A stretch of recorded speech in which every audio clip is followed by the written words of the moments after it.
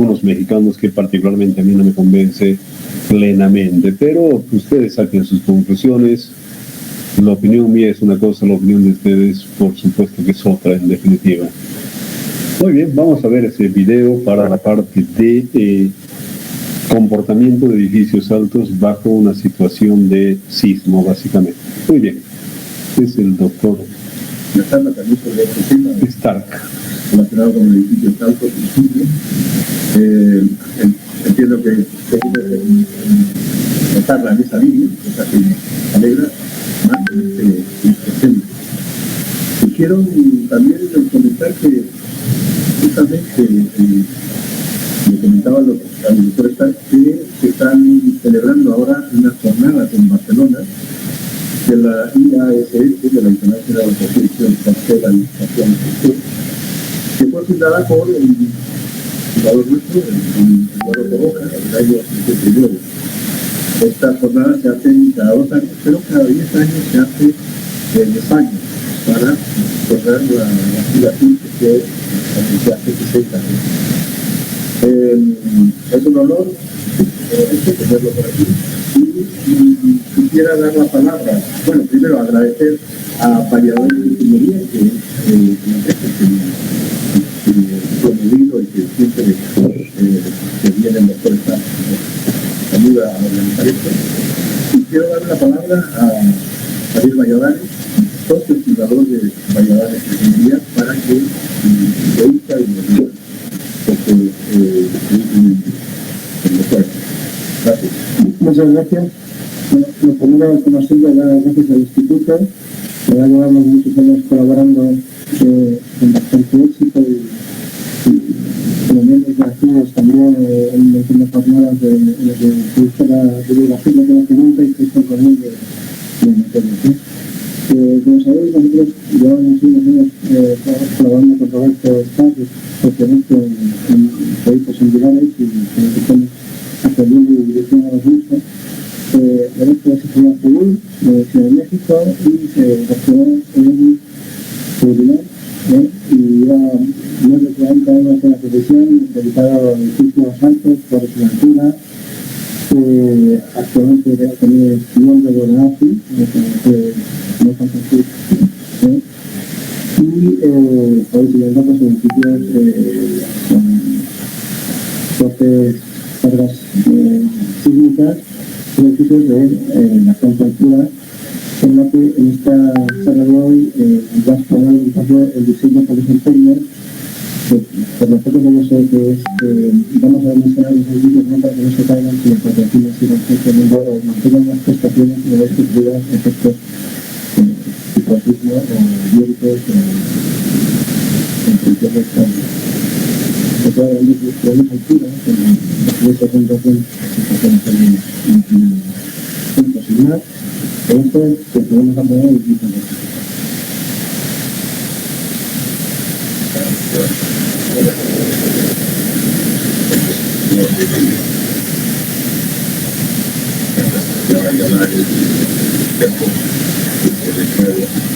Se trata de introducir este tema que, aparte de los edificios altos, como mencionan, que el año pasado me tocó, tuve la oportunidad de transmitirles, esto es un enfoque totalmente diferente ya de diseñar las estructuras.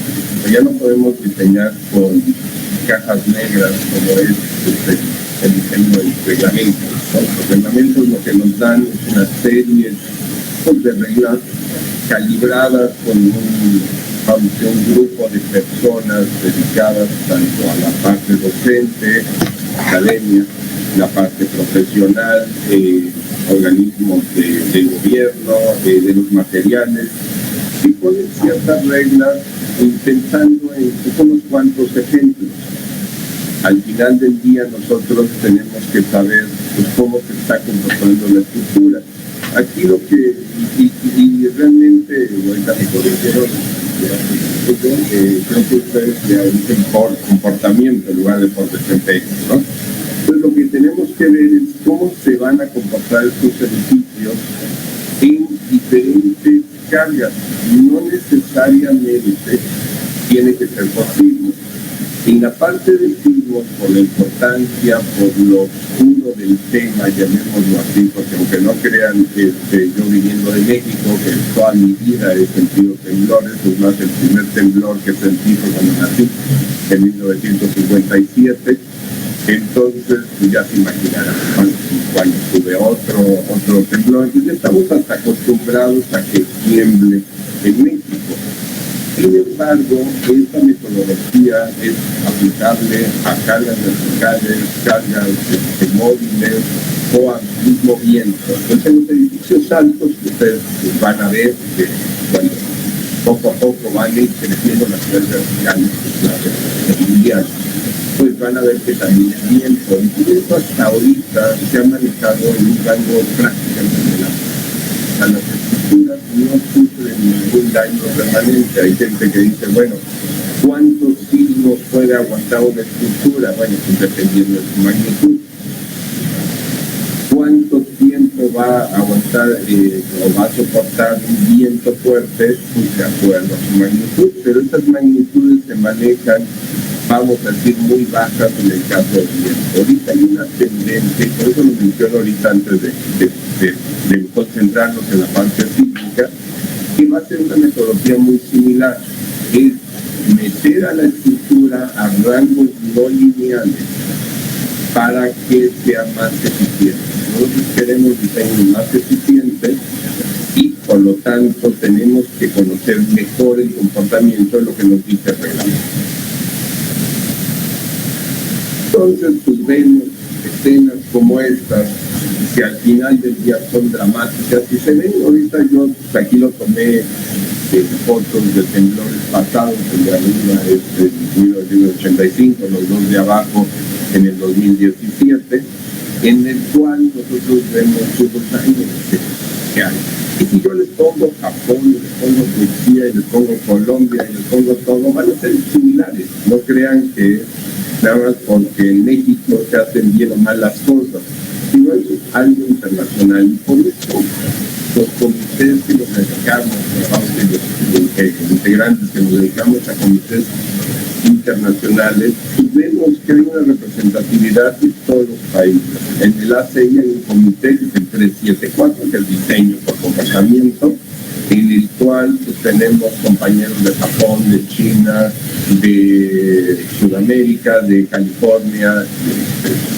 Ahora, ahorita los reglamentos no contemplaban esto. Acaba ahorita, si ustedes compran el ACI, el 318, que es el de reglamento, van a ver un apéndice dentro de este nuevo reglamento 2019, lo más reciente, que es un apéndice que se hizo ex profeso para diseño por comportamiento.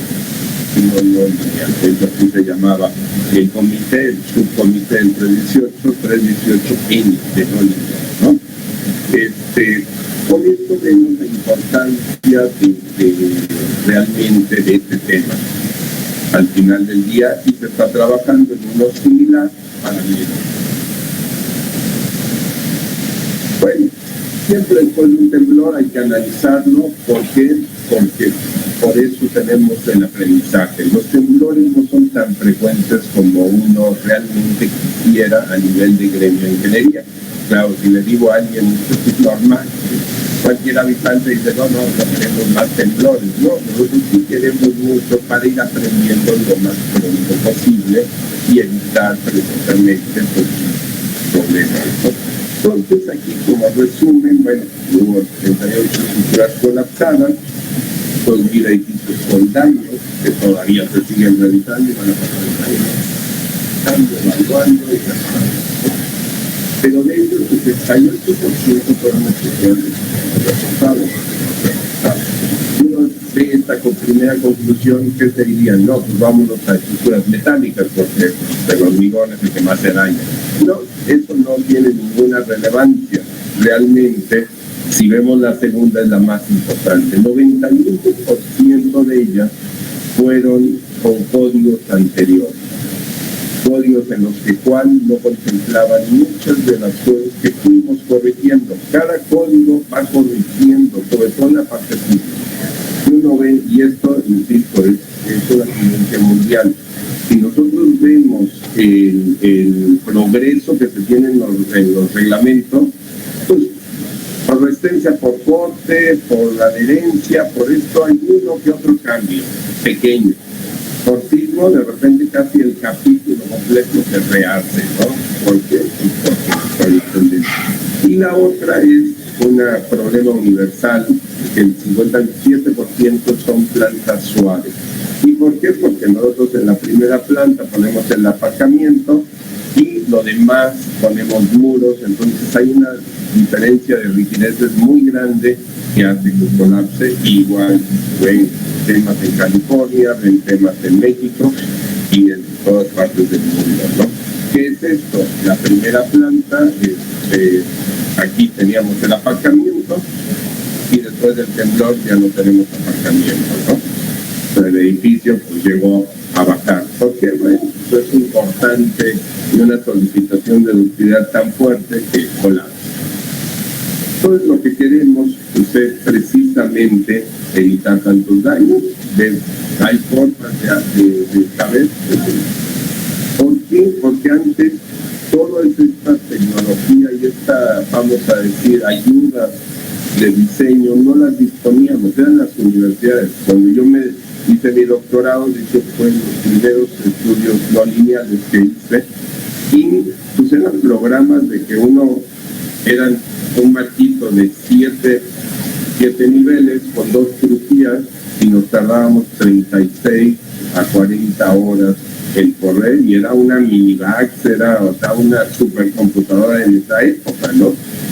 Y pues no se sabía. Hoy en día, bueno, hace un año que todavía di la plática y se tardaba en un edificio de 50 niveles, que fue el que empezamos a hacer, se tardaban 96 horas de procesamiento. Hoy día, un año después, estamos todavía se ve fuerte, pero ya va bajando en forma exponencial el tiempo. Entonces ya se pueden hacer y ya es una herramienta muy buena, que hay que tener mucho criterio, porque también los programas todavía son perfectibles, o sea, todavía se están corrigiendo constantemente, entonces hay que tener mucho criterio cuando se usa este tipo de cosas, y van a ver que los 3 ejemplos que les voy a dar, como lo que uno cree no se da.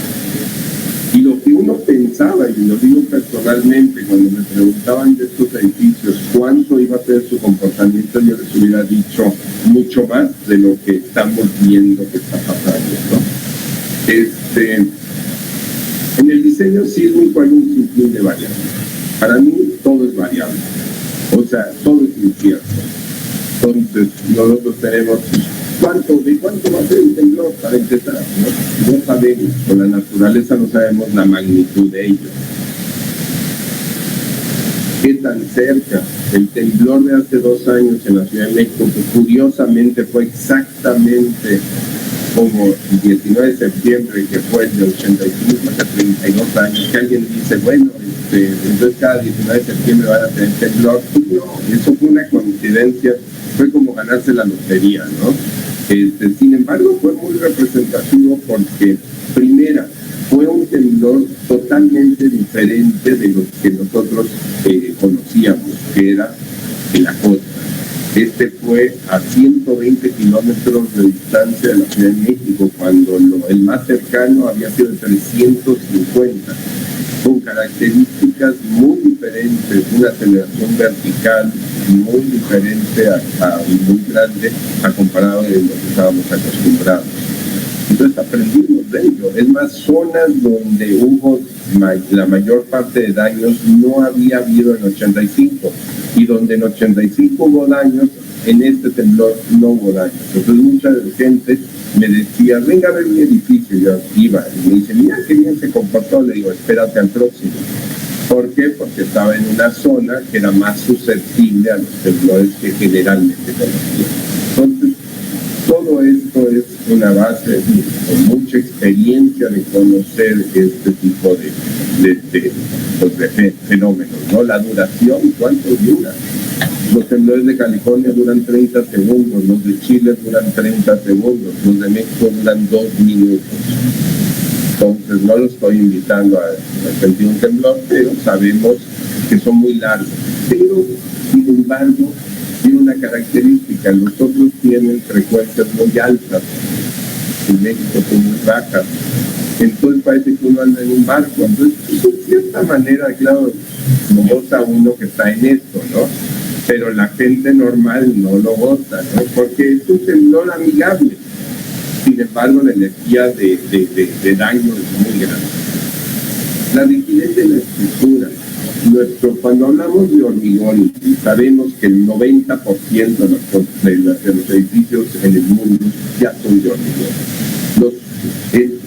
Y yo siempre pongo un ejemplo: si en Nueva York se han atrevido a hacer los últimos edificios en hormigón, es porque es el material más noble, más económico que tenemos en la naturaleza.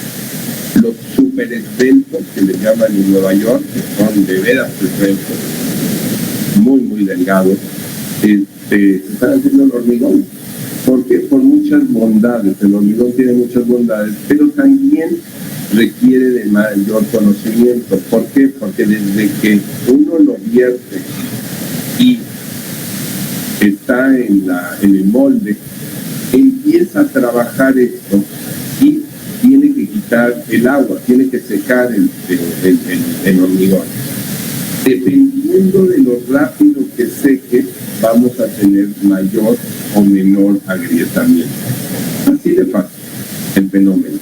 Pero ¿cuánto de ese agrietamiento nos afecta estructuralmente? Pues la gente toma la sección gruesa. O sea, si uno tiene una sección rectangular, pues dices BH cúbica entre 12, es la inercia, tan sencillo como eso, y dices, pues esa es la inercia, y el área pues lo hace por altura, ¿no? Así de fácil.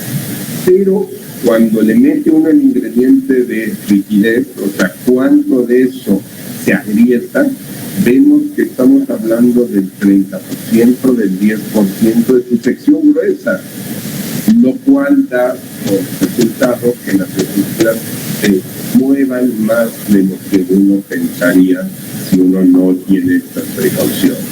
Entonces, el término de rigidez lo vamos a ver ahorita en la tabla que metemos ya al programa. Podemos tener 100 diferentes valores dependiendo de dónde esté en su comportamiento. Entonces, pues, ya se imaginarán lo complicado de eso. La resistencia a la estructura, la resistencia final, no la conocemos también, es otra incertidumbre. Y obviamente con toda esta metodología podemos ir acortando esta incertidumbre. El amortiguamiento, ahorita estamos en un edificio que se está diseñando en la Ciudad de México, en el peor lugar de la Ciudad de México. Estamos hablando de fundaciones ya de 80 metros de profundidad,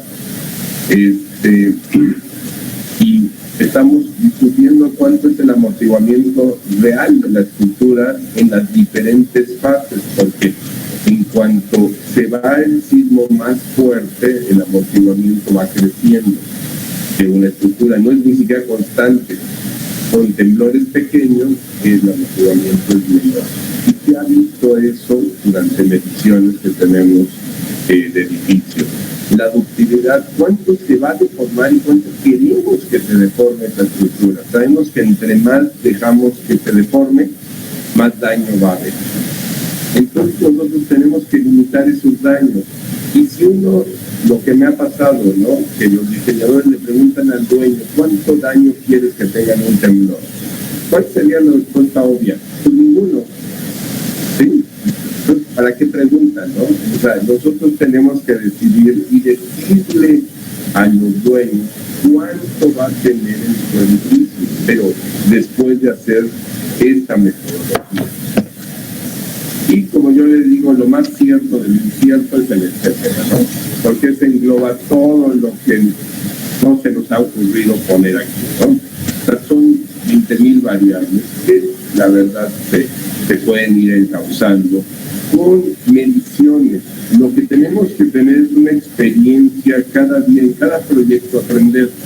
Esto es simplemente el módulo de elasticidad del hormigón en un edificio que lo teníamos muy monitoreado, no en una zona sísmica, es en Monterrey, donde realmente el viento dirigió o controló el diseño, y que queríamos saber con las propiedades primero del desplazamiento durante un viento y después durante el acortamiento y el tipo clásico del mismo hormigón, que desconocía. Es la misma compañía que nos mandó el concreto o el hormigón, ni sabía, ¿no? Nos mandó una curva teórica que dividió más o menos en 300 cosas, nada más para que tengan idea de las diferencias. Y entonces nosotros nos hicimos a la tarea de pedir todos estos datos y vemos a 3, 7, 28 y 90, 56 y 91, ¿no? Vean las gráficas del reglamento. Esta es la del ACI, la negra. Solo le atinó a 2 puntos, para que tengan idea de cómo es el hormigón, ¿no? 2 puntos. Afortunadamente todo está del lado de la seguridad, o sea, fueron valores mayores que los que se presentaron. Pero vean la del reglamento de nosotros, todavía está peor, ¿no? Ni 2 le atinó, ¿no? Entonces vemos que vale la pena entender este tipo de fenómenos. Si vemos el sismo, aquí es la aceleración contra el periodo de la estructura, pues vean las bandas, ¿no?, que uno tiene. Entonces, si uno dice, pues el periodo del edificio está aquí, es muy diferente la aceleración que si está aquí. Y como se mencionaba en edificios altos, los periodos superiores, el segundo y tercer modo, generalmente son los que dominan el diseño. Por eso los pisos a veces superiores tienen más daños que el edificio en general. ¿Por qué? Pues porque es lo que se controla. Y vean, o sea, vean la diferencia de este periodo contra este periodo en cuanto a aceleración. Es ordenada esa aceleración. Entonces, como vemos, las fuerzas se pueden triplicar. Bueno, ¿cómo podemos mejorar el comportamiento de nuestras estructuras? Pues esta es la del todos. Si uno quiere irse al libro y recetar eso, pues aquí está, ¿no? Cuando el sismo es frecuente, pues queremos que el edificio quede pues, totalmente operable, ¿no? Cuando es ocasional, pues que haya un pequeño daño. Cuando es raro, que haya un poco más de daño. Y cuando es muy raro, pues que se evite el problema, ¿no? Pero pues, esto es ahora sí que de escuelita, eso no nos sirve, ¿no? La verdad. Esta es una cosa que se hizo en Estados Unidos muy interesante, que es el FEMA, que es la agencia de emergencia de los Estados Unidos.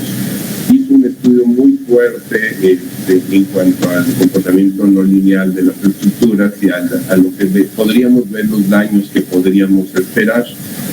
Y entonces se puso a decir, a ver, un edificio diseñado con el reglamento, ¿qué comportamiento puede tener? Entonces, vemos el sismo de diseño es más bajo que el sismo máximo creíble. Máximo creíble es lo que la gente puede esperar como máximo. Y entonces se pusieron a diseñar y pusieron a ver cuál era el daño que podía tener con este análisis por desempeño, por comportamiento no lineal, y determinó estos costos, que es muy interesante. Tenía un costo del 10% de reparación si llegara el temblor al sismo de diseño, o un 30% si llegaba al máximo creíble. Entonces, ahora sí al dueño tiene, vamos a decir, la pregunta sería, bueno, ¿cuánto quieres o cuánto estás dispuesto a pagar por reparar tu edificio? Y podría decir, digo, el cero no existe, pero podría decir, no, sabes que yo quiero el 2%, y entonces manejamos los límites de forma diferente, ¿no? Y aquí está lo que veíamos en la grafiquita anterior. Bueno, pues ¿qué quiero? Que mi edificio no tenga ningún daño, tenga un poco de daño, tenga más daño, tenga ya prácticamente inservible el edificio después del temblor, pero obviamente todavía sin colapsar, para que la gente pueda salir de él, o pues un colapso final, ¿no? Que mucho de esto se basa en la distorsión de los entrepisos. ¿Qué tanto se distorsiona un entrepiso para saber los daños? Entonces podemos decir un edificio bien detallado sísmicamente, que es hasta ahorita lo que manejaban los reglamentos, pone muchos estribos, confina el hormigón, y con eso vas a tener menos daños. Y entonces estos valores característicos, pues ahí están, ¿no? Entonces el proceso es muy sencillo, en principio aquí, ¿no? Tenemos que seleccionar objetivos, a dónde queremos que esté el edificio dentro de un parámetro de daños, elaborar un diseño preliminar con el código, ahí sí, ciegamente con el código, ver en ese análisis de comportamiento cómo se están dando las cosas, vemos si el comportamiento cumple los objetivos, si cumple los objetivos después de hacer el análisis, pues ya terminamos el proceso, y si no, volvemos a regresar al objetivo. O sea, como ven, no es un análisis único, sino tenemos que ir haciendo varias iteraciones y viendo desde dónde estamos parados. Entonces vamos a entrar en materia para ver, como dice, lo oscuro que es de los reglamentos, ¿no? Un edificio no es tan alto, porque también me han preguntado, bueno, esto está para solo edificios muy altos. No, el procedimiento es para todos. Como una información, en California todos los edificios se tienen que diseñar con comportamiento, todos, desde un piso hasta 200 niveles.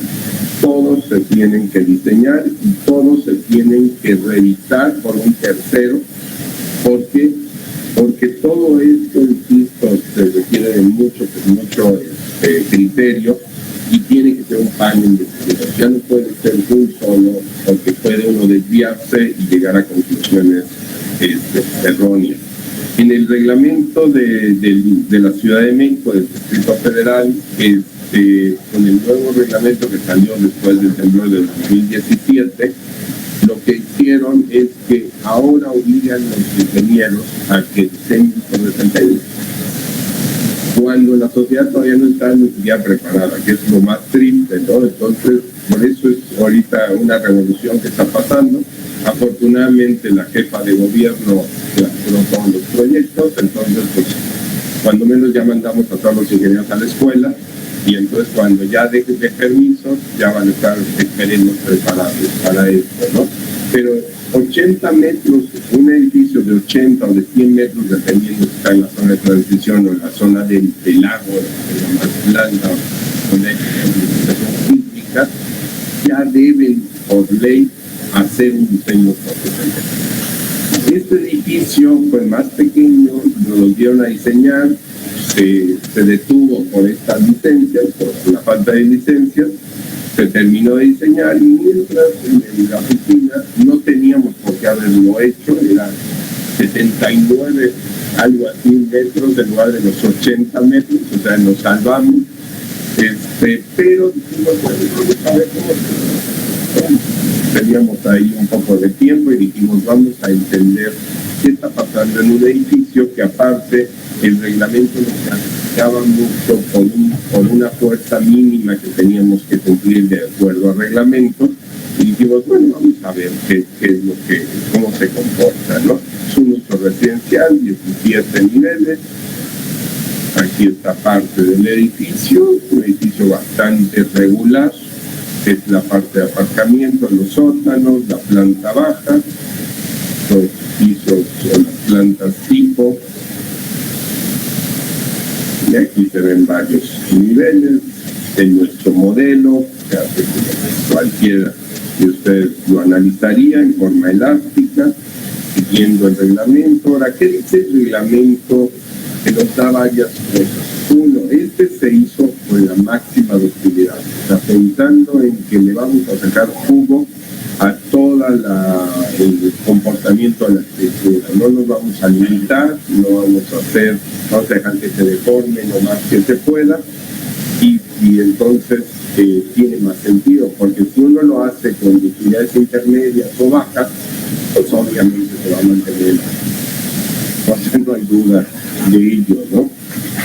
Entonces hacemos el análisis dinámico, en lo cual el periodo nos da 2.8 segundos. Acordarnos estos datos, 2.8 segundos, en la otra dirección de 0.4, la porción de 0.25, es el primer modo. Y esto es lo que les mencionaba, el reglamento maneja un mínimo de aceleración, que es el rojo, que no podemos hacerlo menos. Pero en esa zona lo castigaba demasiado según nuestro punto de vista. De hecho, hicimos ese comentario al comité de reglamento y les dijimos, pues yo creo que estamos exagerando el tener el edificio con esta limitante. Sin embargo, pues ese es el reglamento actual, ¿no? Pues aquí está más claro, aquí están los periodos en X, en Y, y pues teníamos que diseñar para .045 del techo. Según la revisión de reglamento, la limitación de daños estaba en 8 centímetros, la de seguridad por colapso es de 45. Vamos a acordarnos 10 y 50, que sean números fáciles de acordar. En la otra dirección igual, vamos a pensar 10 y 50. Entonces el edificio cumplía con todo, los requisitos de limitación en X está bien, en Y, perdón, al colapso está súper sobrado, o sea, tenemos todo este margen de hacer. Y eso que lo diseñamos, lo tratamos de diseñar, vamos a decirlo, más cercano a lo que dice el reglamento. En Y pasábamos un poquito, según esto, pero como lo íbamos a después a ver por desempeño, dijimos, bueno, vamos a dejarlo un poquito escaso, ¿no? Podríamos decir, si lo hubiéramos querido, pues lo hubiéramos hecho más rígido el edificio, las secciones más grandes, un coraje con los arquitectos porque se iban a reclamar, les poníamos más sección, pero dijimos, bueno, vamos a dejarlo un poquito ahí para que no los hagamos en el suelo, ¿no? Entonces, en Y es lo mismo, aquí es la distribución de cortantes, y vean, lo primero que hace uno en pasar el mundo no lineal, pues es corregir precisamente las inercias. Y vean aquí todos los valores de las columnas que ponemos, desde punto 3, punto 54, punto 63, punto 7, etc. Pues todas estas reglitas nos dice, todo esto está escrito en un documento desde la ASC 41. Que es precisamente el que más ha estudiado, y el ASEI 369, de todos estos valores que aquí estamos poniendo, ¿no? Entonces lo ponemos en las columnas. Si se acuerdan, el 2.8 ahora pasa casi a 4 segundos. Claro, se suaviza el sistema, ¿sí? Al suavizar el sistema va a tener otro tipo de fuerza. Ponemos todas las traves, porque también una de las cosas que hay que hacer, hacer un edificio y ponerle amortiguadores donde toda la disipación de energía se va a dar ahí y todo lo demás se mantiene elástico, o hacemos un edificio normal y entonces ponemos todas las articulaciones en donde se pueden dar, ¿sí? Y vemos su comportamiento. Es más complicado esto, definitivamente, pero hacemos trabajar la estructura de una manera más eficiente. El otro es, ok, lo dejamos todo el amortiguamiento, solo que después de un temblor, en muchas de las ocasiones, si llega a los límites, vamos a tener que cambiar esos dispositivos que no son nada económicos, ¿no? Entonces, aquí está lo que formamos, el trabajo no lineal, en Estados Unidos se llama backbone, en inglés. Eso es como se conoce esta curva, y aquí está todo con el ASC 41, que ya es 17, el programa todavía manejaba 13 en este momento, y están todos los parámetros de esta ABS, transformarlo y meterlo en la paquetería. Y aquí vemos todos los armados y todo, y eso no lo voy a aburrir tanto, porque al final es, dicen las talachas, es todo el trabajo fuerte que hay que hacer para meter en el programa. Y aquí lo que definimos, si vemos acá, pues es articulación de ocupación inmediata. Si nosotros tenemos nuestro comportamiento al final del análisis cerca de esto, el edificio va a quedar totalmente operable, no necesitamos ni leerlo. ¿Sí? Si pasa en un rango mayor, va a tener daños, y entonces vamos a tener que ver dónde están los daños, pero en el programa ya nos va a decir en dónde están los puntos que empiezan esos daños. Aquí se asignan todas las articulaciones, se pone también para las columnas, lo va a pasar un poquito más rápido, el confinamiento, si no tiene confinamiento, y esto, insisto, era lo que decía el reglamento anterior. Estos son los valores que en la casa de columnas se vuelve más complejo porque es una superficie, es un cilindro de falla, vamos a llamarle, en el cual asignamos estos valores, ¿no? Dependiendo vamos a decir, del grado de carga axial que tenga. Entonces, la primera, para no meterme ahorita con los sismos, ahorita para nada he hablado de la intensidad del sismo, vamos a empujar el edificio, el famoso pushover, que pues no hay una traducción en español, pero es nada más ir empujando lateralmente el edificio y ver cómo se empieza a comportar. Entonces se van a empezar a formar estas articulaciones. ¿Y qué dicen los reglamentos a nivel mundial? Que se formen esas articulaciones en las vigas, las columnas. ¿Están de acuerdo? ¿Por qué? Pues porque si se falla una columna, se falla el edificio, ¿no? Entonces tratamos de que eso no suceda. Entonces es lo que dice el reglamento. Ahora, sucede en la realidad. Pues aquí está el famoso pushover, que empieza sin nada, y van viendo, lo vamos empujando y vamos viendo cómo se van formando las articulaciones. Y oh sorpresa, en este edificio vemos aquí que se formaron en las columnas. Pero, ¿se acuerdan del 10 y 50 centímetros? Eso era lo máximo. Aquí lo empujamos hasta 100. Tendríamos que empujarlo todo. Sin embargo, vemos una debilidad en el edificio que podríamos corregir o no, ¿no? O sea, sabemos que tal vez es el doble del sismo máximo creíble, bueno, sería exagerar para corregirlo, pero sabemos que hay esto. Aquí. Entonces vemos dentro de eso cuando se van produciendo las articulaciones. La primera articulación plástica, ni siquiera de ocupación aquí, sucede aquí a 38 centímetros. Sucede el rango de 10 y 50. A 68, el de protección de vida 124, al doble apenas se están formando estas articulaciones en las vigas, en, ¿cómo se llama? Seguridad de vida. Y a colapso, entonces, la primera articulación, no quiere decir que por una articulación vaya a fallar el edificio. Se va a dañar más, pero no va a fallar. Para que fallara, ¿qué tenía que hacer? Un mecanismo de falla. Que todas las columnas se articularan en un nivel y se fuera todo el edificio. O que todas las vigas del edificio empezaran a ya fallar y las bases de las columnas. Para que se diera eso. Entonces, estamos años luz de hacerlo. Sin embargo, el reglamento, pues, piensa que estamos al límite, ¿no? Pues yo. Aquí se ve, aquí está la primera articulación, ocupación inmediata, seguridad de vida y colapso.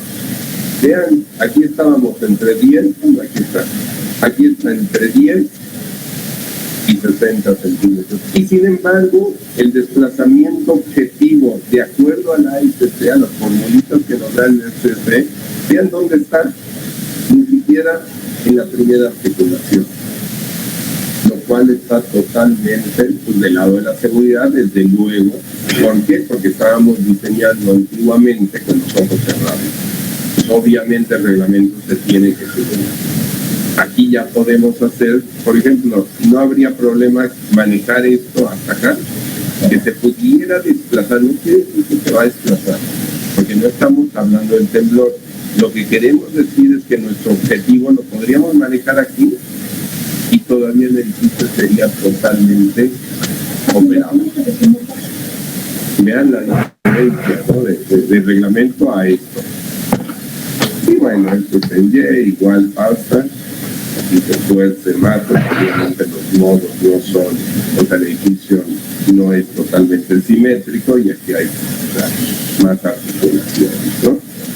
Y en Y pasa lo mismo, solo que el objetivo, vean, el objetivo sigue estando abajo de la parte operativa, sin embargo el reglamento ya está un poquito mayor, según, ¿no? Ahora vamos a ver el tiempo historia, ahora le metemos ahora sí los sismos reales. Y nosotros en México, el sismo máximo creíble son 250 años, en el mundo se maneja 2500 años. También son diferentes criterios en diferentes partes del mundo, ¿no? Entonces ponemos toda la serie de, ahora sí, de temblores que conocemos y hacemos toda esta maraña. Bueno, el reglamento está aquí. El reglamento es la línea bonita, o llamemos la línea uniforme. Todos los temblores que están por abajo, ¿vale? Es lógico. Pues nosotros usamos estos dos pares para mover al edificio. Entonces vamos a mover el edificio con un temblor real, que no sea el del reglamento, ¿no? Y vean las distorsiones en X. Aquí está la máxima en X que manejaba, la del reglamento y el límite que tenemos que llegar. Los años luz de ellos. Vean aquí los objetivos, otra vez no llegan a ni siquiera la ocupación inmediata. Aquí ni siquiera le atinó en donde se da el mayor, aquí, si se acuerdan, aquí era donde nos excedíamos. Estaba la pancita aquí y realmente el máximo queda aquí arriba. Esto es ver otro panorama de esto, ¿no? Y vean aquí el objetivo igual en negro estaba. Y si nosotros vemos el tiempo historia, ahora sí, metemos ese temblor y vemos cómo se comporta el edificio, pues vemos que las articulaciones que se forman son mucho menores de lo que hubiéramos pensado diseñando los temblores. Y esto lo mismo ya se está desarrollando por viento, que es lo que ustedes más fácil van a vivir, ¿no? Porque el viento al final del día no tiene esa reversión de efectos. El viento empuja y la parte dinámica solo hace esto, pero el edificio se deforma de acuerdo al viento dominante. El edificio no se va a mover para acá y para allá como pasa en esta parte. Entonces es más sencillo el comportamiento, aparte de un amortiguador o un sincronizador de masa o algo es mucho más sencillo que un temblor no se puede, porque los temblores pueden suceder cada 30, 50 años. Imagínense en un edificio que alguien se acuerde después de 30 años que existe un amortiguador y a ver si funciona, si no se oxidó o pasa algo. Por eso yo soy muy enemigo de poner amortiguadores en los edificios, porque no son dispositivos que después vamos a decir cuando los necesitamos tal vez no están en operación, ¿no? Entonces aquí el segundo edificio ya es más alto, 31 niveles, 9 sótanos. Volvemos a hacer la misma mecánica, 3.2 de periodo. Curiosamente tiene 31 pisos y tiene un poquito más flexible. ¿Por qué? Porque este edificio se diseñó con ductilidad media o intermedia, no se utilizó toda la bondad del edificio, o sea, hubo vamos a decir, algo conservador en el diseño original. Entonces, pues es un poquito más flexible a pesar de que se pasa de 17 a 31 niveles. Otra vez, aquí tenemos un límite del diseño que nos da por parte del reglamento, que es igual, de hecho era más bajo porque en ese entonces no tenía una corrección que se en 17, pero bueno, igual se desplaza entre 10 y 50 centímetros, a pesar de que es 31 niveles en lugar de 17 niveles, casi una y media veces, bueno, más porque esto es de oficinas y no son residenciales, entonces los entrepisos son más altos, es casi el doble de alto y los desplazamientos son muy similares. Ponemos otra vez los mismos corrección y pasa a 3.9 en lugar de 3. Ponemos la misma mecánica y vean, hasta los gráficos cambian de una versión a otra, ¿no? Estamos pasando a otra versión y están cambiando hasta los gráficos del programa. Aquí se ve que todo sucede en las vigas, lo cual es un comportamiento más, vamos a decir, mejor de lo que podríamos pensar, que como el otro edificio, lo pasamos a 120 en una dirección.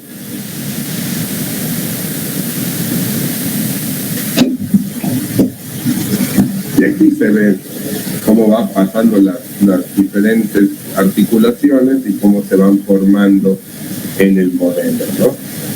Pues como vemos, todo es de viga, está muy bien definido el comportamiento de este edificio. Vemos otra vez el resumen de esto, donde estamos ubicados.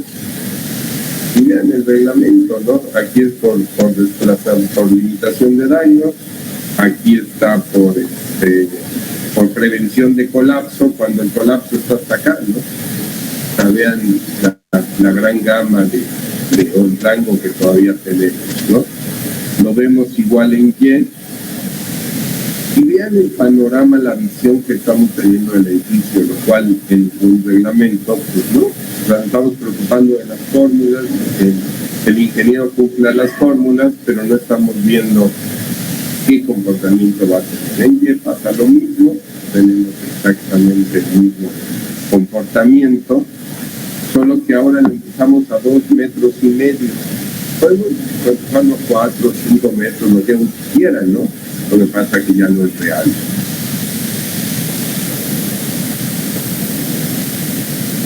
Y aquí igual, vamos a ver el mismo comportamiento aquí y cómo se van formando las diferentes articulaciones.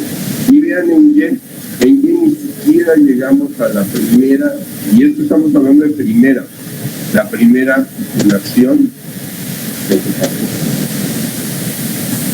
Claro, uno se siente muy bien en estar en un edificio como estos, ¿no?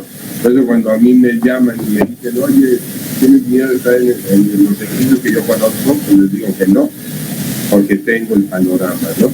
Aquí igual le pusimos el sismo de paso a paso y vean cómo se comporta ahora con el sismo máximo creíble. Pues ahí se va moviendo, obviamente las amplificaciones no dicen nada porque eso lo muevo yo como yo quiera. Vean, hay 2 articulaciones por aquí que se formaron. Este es el máximo creíble. Y de aquí, como yo quiero, aquí están otras articulaciones, pero todas en ocupación inmediata. Todas. Entonces, ahora, ¿qué pasa? Alguien me puede decir, oye, entonces no va a haber nada de daño. La pregunta es, ¿el constructor sabe de esto? Porque si el constructor dejó mal el refuerzo, mal el hormigón, no dio la resistencia, obviamente esto va a ir cambiando. Si nosotros tenemos el dato, podemos alimentar el programa. Ya es muy sencillo hacerlo. Entonces, vamos a pensar que yo me dijeron, en esta columna, en lugar de 30 o 40 megapascales, me llegó en 380, perdón, en lugar de 40 megapascales, llegó el hormigón en 38 megapascales. Bueno, yo lo puedo alimentar, corregir y volver a ver qué consecuencia puede tener esto, ¿no? Y vamos por último, ya para no aburrirnos con esto, vamos para atrás. De hecho fuimos del más reciente al primero que utilizamos esto. Y la ventaja, y pues que les mostré el año pasado, la ventaja es que lo tenemos instrumentado igual que el segundo.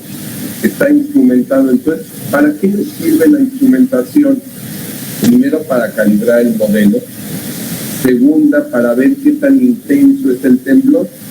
¿Qué tanto ve el edificio? Porque recuerden que las mediciones en la ciudad o en diferentes lugares están en el suelo, los hacen a superficie, que le llaman, ¿no? Entonces, ¿qué tanto ve el edificio realmente de esa suposición del suelo?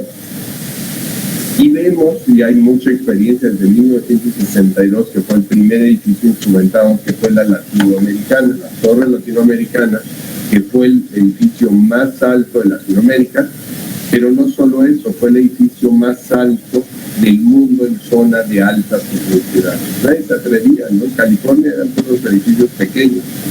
En la Ciudad de México, esta torre latinoamericana de acero, en esa época no se podía hacer de hormigón en esas alturas, 140 metros, no tenía, o sea, a los edificios como este, 235, ahora se ve pequeño, ¿no?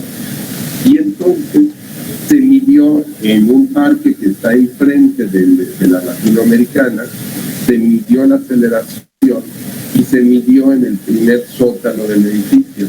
La diferencia de aceleraciones fue del orden de la mitad dentro del edificio. Los edificios con la interacción suelo-estructura ven totalmente diferente la aceleración. Entonces nosotros queríamos ver en este edificio, pues realmente cuánto ve el edificio, no cuánto nos dicen los de afuera, como dicen, ¿no? Entonces, es un edificio compuesto, no es de concreto, es mucho más sencillo modelarlo, por eso nos tuvimos todos los cuidados que lo hicimos, porque lo que tiene es que toda la estructura principal para el sismo se maneja en la periferia. Es un edificio que no se puede evacuar, ¿están de acuerdo? Porque nosotros tenemos una alerta sísmica, que pusieron como una idea bonita, ¿no? La verdad, pero fue más romántico que útil. Tenemos 40 segundos en el mejor de los casos para salir del edificio.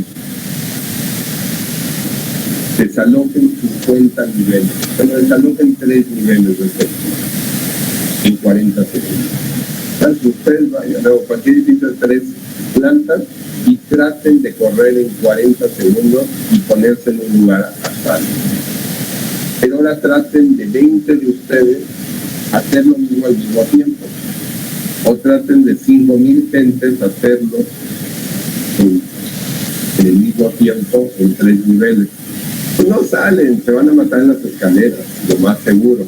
Pues no es factible. Entonces, ¿qué hicimos en este edificio? La evacuación es 0. El punto de resguardo es fuera de la fachada y en estas zonas. En esta y en esta zona. Entonces, lo que pasa, hay un temblor, la gente que está por acá, se levanta de su lugar y se viene a resguardar en esta zona. Pasa el temblor, recibo la señal, sé si hubo daño o no hubo daño, porque yo ya tengo los datos del modelo, sé los resultados, que avisa el nuevo daño. Qué maravilla, ¿no? Y otra cosa que podemos tener es que con esos datos se pueden hacer proyecciones. Entonces hemos estudiado qué le pasa a los contenidos, qué sienten las personas, cuánto se desplazan, los elevadores cómo se paran automáticamente, todo eso se puede calibrar con estos datos. Y aquí, como son marcos excéntricos contraventeados, la parte no lineal, la articulación no lineal será aquí, que también le hemos puesto el nombre de fusibles, ¿no? Aquí. Y se va a dañar, pues se va a empezar a dañar de aquí. Pero la ventaja que tiene el edificio es que después de haberlo medido, pues, no hay posibilidad, a menos de que suceda, pues como dicen, el fin del mundo, ¿no? Porque eso nos puede dar los datos. Y vean los niveles donde se pusieron los instrumentos. Podríamos haber puesto en planta baja y hasta arriba. Con eso hubiéramos tenido bastante información, pero ahorita ya el organismo, que fue posterior, curiosamente, cuando pusimos estos ocho instrumentos, que yo no tenía ni idea de a un edificio, le pregunté a mi asesor, el Unidoy, profesor Mete Sosen, que se había dedicado a la mesa vibradora de la universidad toda la vida, que era, por cierto, de Newmark, que era el padre de todo este diseño sísmico. Y entonces me dice, mira, Roberto, si yo quisiera conocer el comportamiento, le pondría 256 instrumentos. Eso sería una plata ponerlo, ¿no? Pero dice, yo sé que es el mundo real, vamos a poner 8. Y me los puso en lugares estratégicos del edificio, a la tercera parte, a las 2/3 partes, arriba, estos 2 puntos para ver la distorsión del entrepiso a nivel de medición. Ya el modelo hace el resto. Entonces, aquí se ven, van a desaparecer estas bolitas en el máximo creíble. De hecho es mayor todavía que el máximo creíble este temblor. Van a desaparecer las bolitas y vuelven a aparecer cuando se van formando. Pues ya desaparecieron. Curiosamente se forman casi todas al mismo tiempo. Cuando uno entra al resultado del programa, vemos que son todas en ocupación inmediata. O sea, su comportamiento no lineal es prácticamente cero. Mínimo entra para que se prenda este. ¿Qué pasa en los 2 temblores? Afortunadamente este sí lo pudimos medir, aunque los 2 edificios están instrumentados hoy en día. Uno no ha tenido datos, todavía hay un temblor. Entonces no podemos saber qué tanto ha funcionado o qué tanto está, qué tanta intensidad, qué tanto de edificio, porque todavía no hemos tenido un temblor mediano, porque si es muy bajo, no vemos prácticamente. Sí tuvimos la fortuna de calibrar el modelo y de tener los 2 temblores de 2017. Esto es lo que maneja las aceleraciones del programa, del modelo. Esto es lo que nos mandan por el teléfono, nos mandan por internet, nos mandan actualizados. Si nosotros comparamos esto con respecto a esto del modelo, las diferencias son de menos del 5%, lo cual es un modelo exacto. Pero, sin embargo, vean cómo se comporta muy diferente. La dinámica suceden cosas muy interesantes. Aquí se presentó 10 grados, hasta 0.01 del peso del edificio. Se amplificó en la azotea casi 5 veces. En un temblor muy fuerte con una magnitud de 8.2, pero a 700 kilómetros de la Ciudad de México. Tanto fuerte, tanto que lo sentimos, pero muy débil. ¿Cuánto se desplazó el edificio en la azotea? 13 centímetros. Medidos, 13 centímetros. La distorsión bajísima, ¿recuerdan? Hablábamos de 0.201, 0.3060. Para que dañe algo. ¿Qué pasa el 19 de septiembre? Vuelve a presentarse, volvemos a recibir este resumen. Esta es la aceleración con respecto a la altura. Y vean, se maneja 50 grados. Esto es lo que se definió el edificio, con 0.05 del peso del edificio. O sea que llegamos a lo que se supone que los diseñadores pensaron que íbamos a llegar. Sin embargo, llegamos como campeones, ¿no? O sea, el edificio, como dicen, ni cosquillas le hizo, ¿no? ¿Cuánto es la amplificación? 3 veces nada más, en lugar de la 5. ¿Y cuánto se desplazó? ¿Cuánto creen que se pudo haber desplazado? Nosotros se desplazó en el temblor pequeñito 13 centímetros. En el temblor grande 5 veces más aceleración y solo se desplazó en 17 centímetros. O sea, yo sinceramente, antes de estas mediciones y de estos eventos, si me hubieran preguntado, yo les hubiera dicho que el edificio se desplaza 50, 80 centímetros. Es lo que yo hubiera creído como ingeniero, haciendo las cosas ciegamente, creyendo en un reglamento. Vemos que estamos en una gran diferencia de que suceda la realidad. Y ahorita estoy convenciendo, de hecho ya convencí al dueño de la Torre Coy, que es el edificio más alto de México, que está en Monterrey, que le pongamos acelerómetros igual, los mismos instrumentos en el edificio para medir el viento, para ver el comportamiento. Se ha comportado muy bien, pero queremos estudiar más de este tipo de cosas. Y con esto, pues, bueno, la distorsión .2015, que también es una distorsión muy pequeña, que no esperamos ningún daño. Y con esto, pues, les doy las gracias y estoy listo para cualquier pregunta.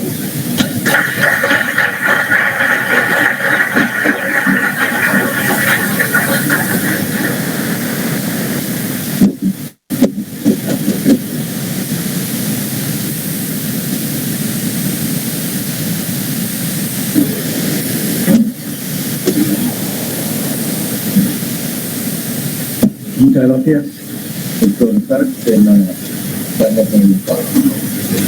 Sánchez. Vamos a dar la palabra, si hay alguna pregunta, no sé si quiere la palabra a cualquiera que quieran preguntar. No hay dudas, no hay preguntas.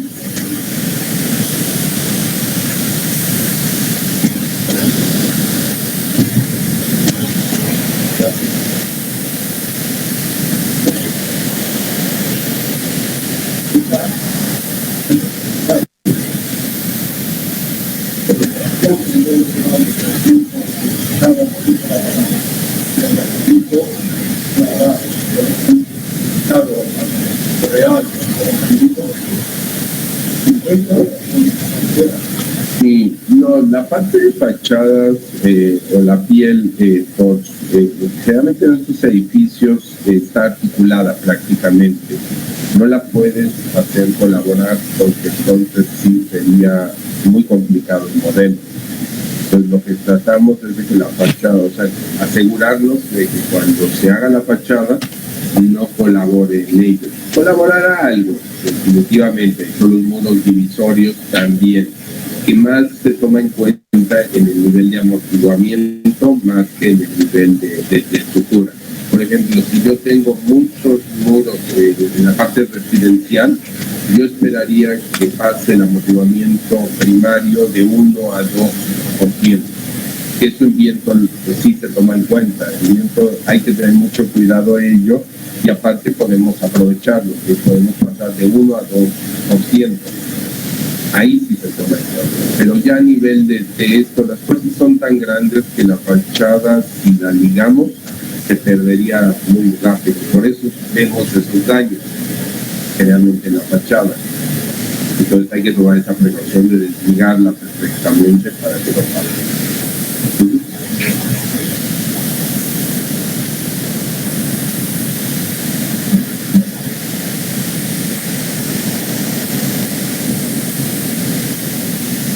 Sí, buenos días.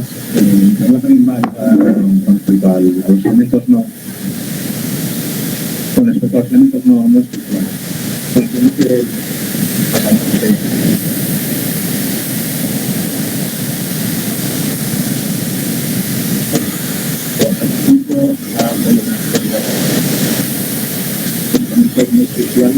años después, y cómo ha sido capaz de comunicarse a la población. Estos herramientas, la poesía, la fachada, los mecánicos. Sí, realmente al limitar yo, como en el último caso, esta que le llamamos desplazamiento relativo de entrepiso, es lo que se desplazan dos niveles, es lo que va a ocasionar el daño de los elementos interiores, ya sea muros divisorios o sea fachada. Si yo vengo en estos rangos, por ejemplo, de .20155, no va a haber daño. Para que yo empezara a ver daño en un elemento, por ejemplo, de mampostería, un muro de mampostería interior, el daño empezaría en .2025, casi el doble de lo que ahorita estamos midiendo. Si yo lo pongo en tabla yeso, yo podría tener .203 y todavía puedes hacer esa distorsión sin ningún daño. Entonces, esos parámetros sí los tomamos en cuenta. No la modelamos dentro del, vamos a decir, no lo metemos dentro del modelo, pero sí vemos la distorsión del entrepiso. Por eso les decía que en el primer edificio, que ya tenemos los instrumentos y todo, yo puedo ver hasta un librero cuando se cae. Entonces lo hago indirecto, no lo modelo el librero como tal, pero sí sé que si la distorsión del entrepiso no es mayor a ciertos valores, no va a haber florero.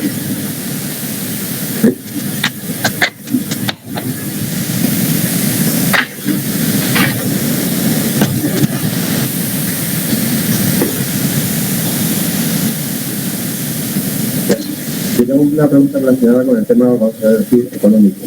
Es decir, esto en realidad lo que nos supone es que tenemos mucho margen entre los reglamentos y hasta dónde podríamos llegar. Esto, teniendo en cuenta edificios similares que has diseñado anteriormente con reglamentos, desemboca en menores dimensiones de traves, de core, o un tema que se mantendrían dimensiones, o sea, que los cuadrillas, las dimensiones se mantendrían y hay una reducción significativa de refuerzo. ¿O es un todo que...? Es un todo que yo puedo hacer eficiente. De hecho, todo esto me surgió a mí, porque cuando yo diseñé cuando empecé a diseñar hace 40 años, diseñábamos con la tercera parte de fuerza sísmica en la Ciudad de México. O sea, tercera parte. Y ningún edificio, gracias a Dios, ha sufrido ningún daño. Yo decía, ¿por qué? O sea, algo anda mal en esta presentación, ¿no? Los estudiantes de los 85, que ya pasaron dos temblores grandes, ¿no? Ya de alta intensidad, y unos 3, 4 intermedios, y ni siquiera hay una fisurita. Entonces me llamaba mucho la atención, estando diseñándolos 3 veces menos, con los conceptos de ductilidad. Imagínense, si ahorita les estoy hablando de un año de diferencia, todo lo que ha avanzado esto, ¿qué pasaba hace 30 años o hace 40 años, ¿no? Y entonces me llamó esa la atención, ¿no? Entonces lo que tiende esto es, primero, saber un comportamiento más realista. Esa es la primera. Y segunda, que si nosotros vemos el objetivo, dónde queremos estar, cuánto daño queremos aceptar, puedo hacer muy eficiente el diseño, definitivamente. Pensando en preparar este nivel,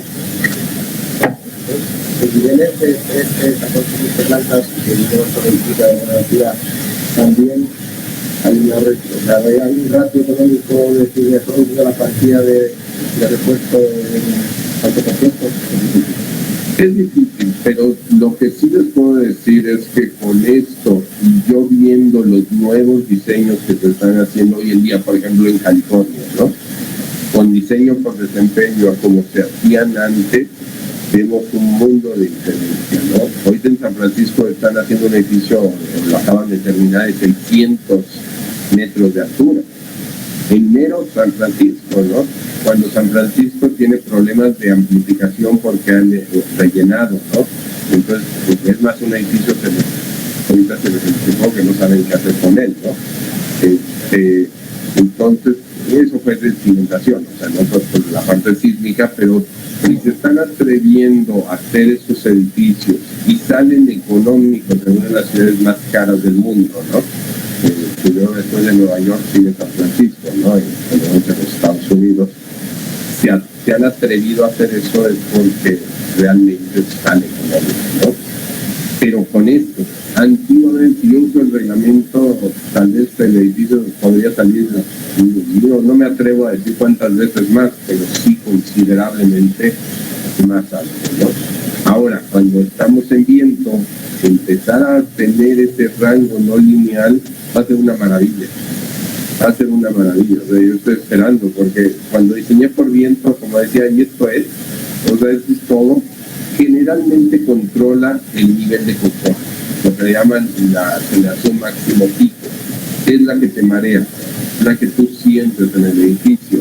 que los edificios, por ejemplo, en Nueva York, en la Torre Sears, que ahora es Willis, los últimos 10 pisos, los más caros, los pisos superiores, estaban vacíos porque la gente se mareaba.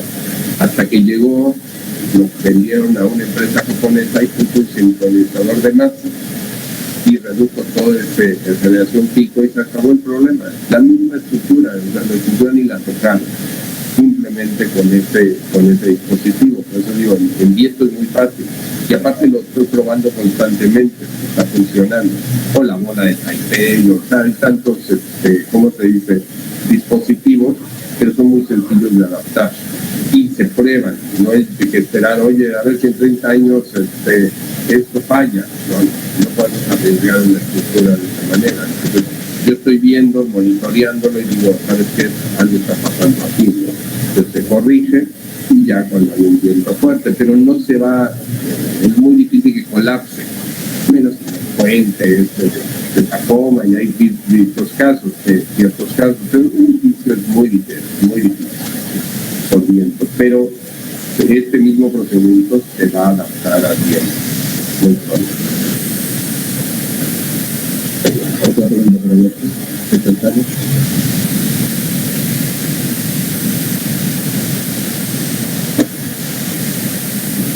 Empezó diciendo que todo era incierto. Entonces mi pregunta es, ¿cómo se tienen en cuenta las incertidumbres en el cálculo no lineal? Bueno, sí, se va a ir acortando. ¿Cómo estamos acortando esto? Pues, porque sabemos ya dónde se va a formar los primeros daños. Entonces ya esta incertidumbre empezamos a acotarla. Si tenemos instrumentación, ya podemos ver la naturaleza de los temblores que pueden ir llegando que va a haber el edificio. En el 85, por ejemplo, en la Ciudad de México, solo tuvimos un registro. Ahorita hay cerca de 80 estaciones sismológicas en la ciudad. Porque aparte es muy económico ya. Antes poner una estación sismológica era carísimo. Hoy en día instrumentar un edificio de estos nos cuesta 8,000, sin ninguna, vamos a decir, pago inicial, 8,000 euros por año.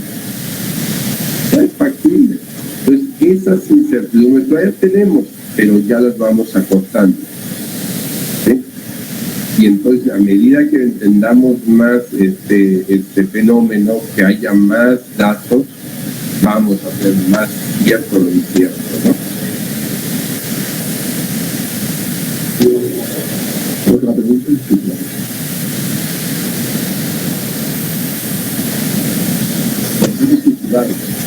En los 3 ejemplos, me parece que terminas en las 2 direcciones. Quería preguntar por la losa maciza. ¿Qué fácil se puede estudiar? Sí, totalmente. ¿Sabes que la próxima, entre comillas? Se pone una banda, una trave equivalente, vamos a decir, que es la que va a contribuir lateralmente. Y hay varias consideraciones que uno puede ir haciendo. Obviamente es más complicado el modelaje, ¿no? Porque cuando uno tiene una viga de canto, pues es muy fácil, ¿no? Pero cuando ya pone uno el trabajo de losa y esa trave equivalente, pues sí, estamos solos y es más difícil el modelaje. Es posible, más difícil. Exacto. Pero hay que hablar de los españoles, que caminamos por ahí, por donde podemos. En algunos países, justamente, pues no son las cosas.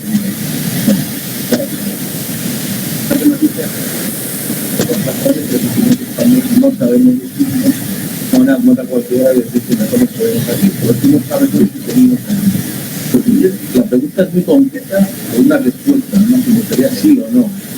Porque hay países, a referido además con el cariño enorme, en términos han permitido trabajar, pero allí los ingenieros culturales saben y dicen que no se puede hacer edificios con losa plana en zonas sísmicas, que tienen que ser con vigas en dos direcciones. Hay una lectura malévola de algún artículo para ir perdido. ¿Eso es verdad o no? Bueno, hay un mito Yo diseñé edificios con losas planas que se comportaban perfectamente. El problema es que en el 85, y tenemos la culpa de ahora sí que los mexicanos, abusamos del sistema y agarramos partes de reglamento, que es lo que no se debe de hacer. Entonces, pusimos el famoso marco equivalente que lo desarrolló mi asesor, ¿no? En Illinois, que es uno de los más grandes en la parte de diseño sísmico, pero lo hizo para cargas gravitacionales, el método del marco equivalente, que ahora en el 2019 ya desapareció finalmente el reglamento, porque era un método de análisis, no un método realmente de resistencia, en el cual tomaba una banda muy grande. Entonces esta clave equivalente era muy grande. Entonces, ¿qué pasaba? Que la fuerza se iba a la viga y diseñaba uno, sobrediseñaba la viga y subdiseñaba la columna. Primero fallaba la columna. Por eso se vio que pues, no hay genera losa con losa que se caían. Entonces, en Perú, en Colombia, como que dijeron, este sistema está mal, parece que maléfico, ¿no? O sea, no lo vamos a utilizar. No tiene nada que ver si uno toma las referencias adecuadas. Ese es el detalle de ello, ¿no? Y la verdad es que sí me ha tocado en Guatemala, me ha tocado estar en Perú, dar asesorías, y realmente vemos que sí. El problema que tienen también son reglamentos muy atrasados. A veces toman el API, en Perú creo que iban en el API 95, entonces pues claro que están en otra realidad, ¿no? Entonces conforme uno lo va puliendo, vemos que sí se puede y hay que seguir convenciendo, ¿no? Pero y aparte esto sí hay que tener mucha experiencia, pero la verdad lo podemos hacer. No tiene nada de técnico, pues cierto. Y cualquier edificio que uno vaya viendo por mismo,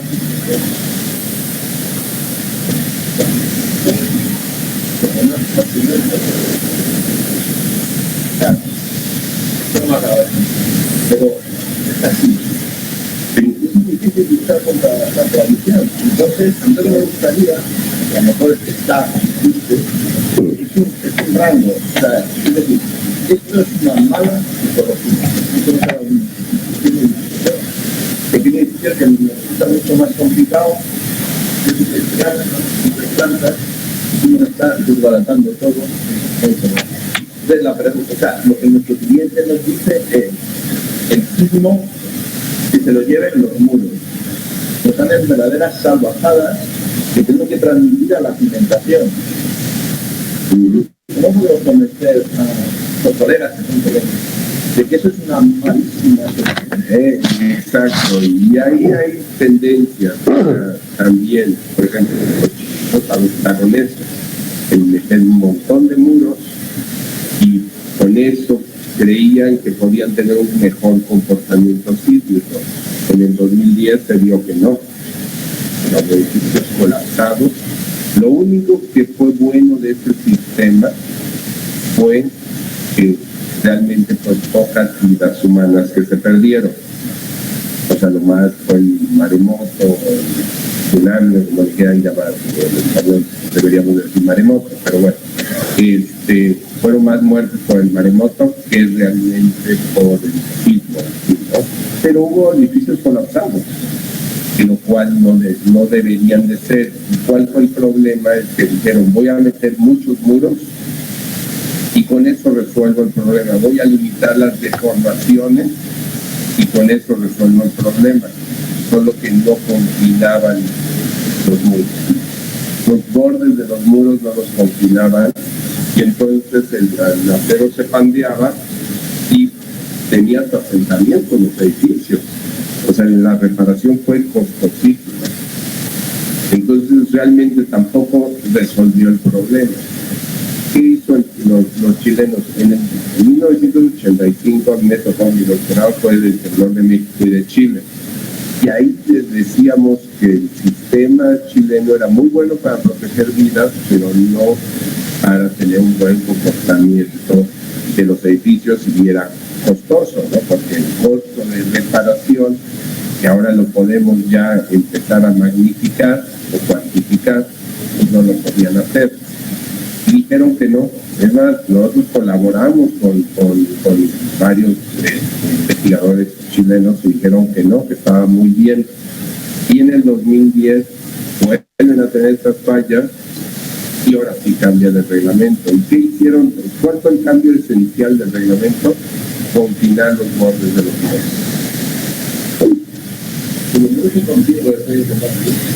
Este comportamiento que ahora en la vida 3, 4 o 5. No, son exagerados. O sea, el meter muros, que también lo están haciendo mucho en Colombia y todo, para limitar deformaciones, ayuda, pero puede uno resolverlo de otra manera, sobre todo en estructuras pequeñas, ¿no?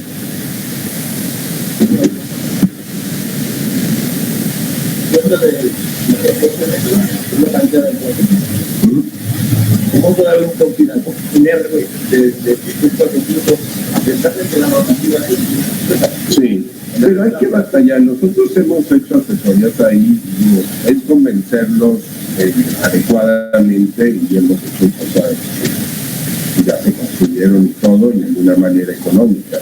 Pero es convencer, porque insisto, trabajan con reglamentos muy bien.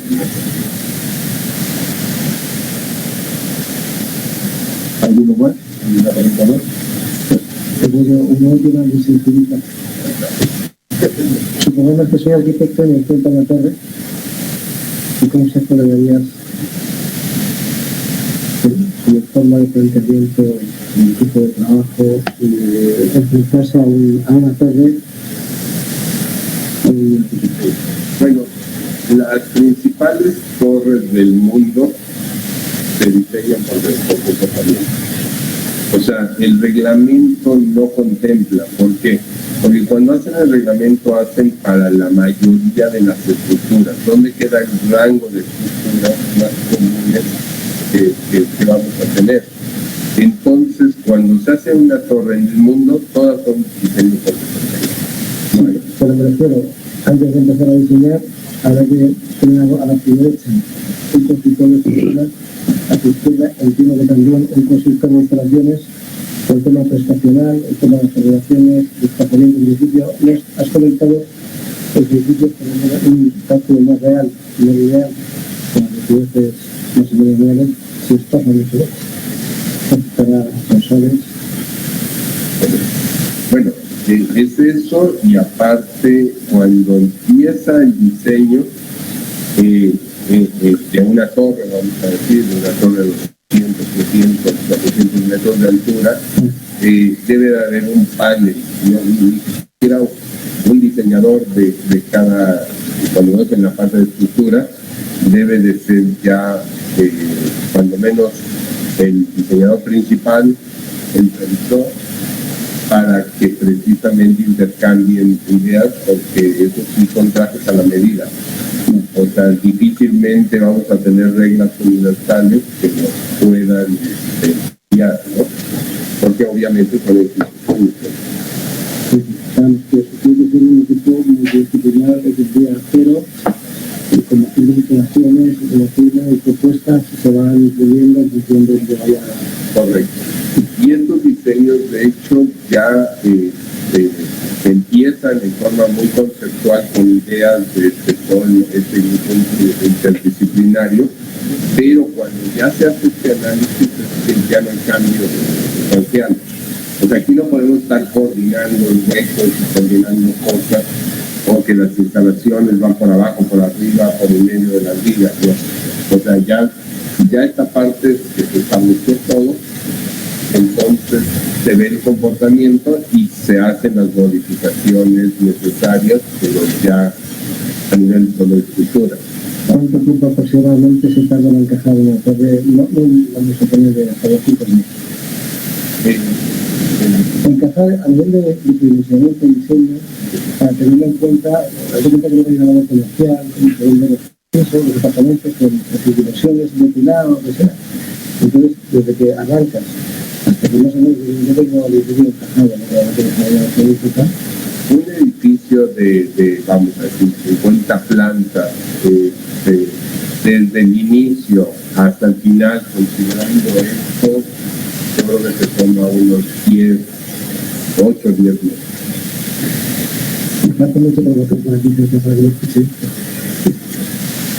Y solo en meter todos estos datos son 2 o 3 meses. Bien, ¿hay alguna otra pregunta?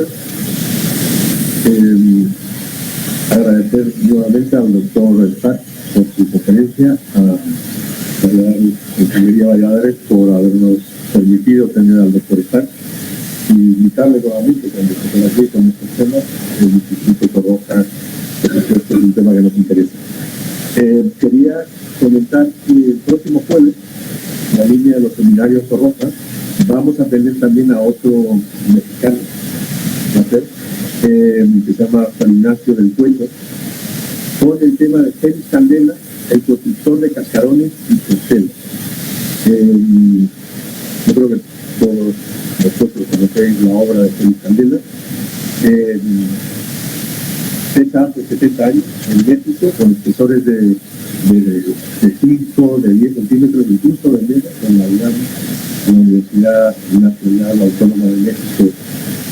Hay una cáscara de 2 centímetros. Y bueno, ha resistido sismos, es un tema también que es muy interesante, y yo creo que también espero verlos por aquí y invitaros a todos a que participéis. Y deciros también que esta conferencia y las anteriores se transmite en streaming y está, o va a estar a partir de mañana, en el canal de YouTube del Instituto Eduardo Torroja, por si alguien quiere conocerla, escucharla nuevamente y entrar en detalle. Bien, dejo la palabra a Javier Valladares. Bueno, pues muchas gracias a todos. Simplemente que estéis invitados a una pequeña copa de vino aquí. Gracias.